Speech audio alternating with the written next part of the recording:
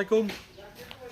আজ আমরা হেঙ্গুলা উত্তরপাড়া মিদাবাড়িতে গণসংযোগ করছি ধানের শীষ মার্কায় ভোট চাওয়ার জন্য ঘরোয়াভাবে গাজী কবির ভাইয়ের নেতৃত্বে ধানের শীষের পক্ষে এবং কামরুদের পক্ষে আমরা কাজ করতেছি।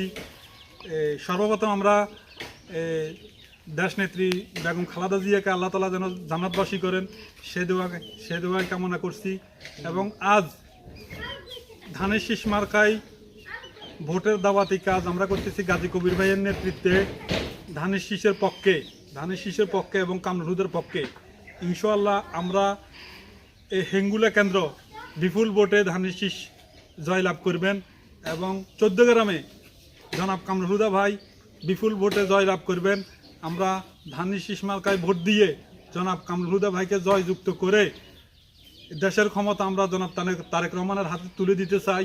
তারেক রহমানের হাতেই এই সোনার বাংলাদেশ নিরাপদ থাকবে, এটা আমরা মনে করি।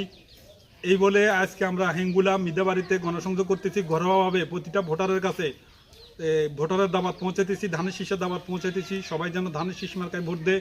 সবাই আমাদেরকে প্রতিশ্রুতি দিচ্ছেন, সবাই বলছেন ইনশাআল্লাহ ধানের শীষ মার্কায় ভোট দিবেন। ধানের শীষ মার্কায় ভোট দিয়ে এই 14 গ্রামে কামরুদা ভাইকে জয়যুক্ত করবেন। কামরুদা ভাইয়ের মাধ্যমে বিএনপিকে ক্ষমতা নিয়ে আসবেন, এই আশায় আমাদের হেঙ্গুলা উত্তরপাড়া মিদাবাড়ির সকল ভোটার আমাদেরকে এই আশ্বাস দিচ্ছেন। আমরা গাজী কবির ভাইয়ের নেতৃত্বে আজকের এই গণসংযোগ বা প্রতিটা ঘরে প্রতিটা ভোটারের কাছে ধানের শীষের দাওয়াত পৌঁছেছি। এই বলে আমি আমার বক্তব্য শেষ করলাম। আল্লাহ হাফেজ।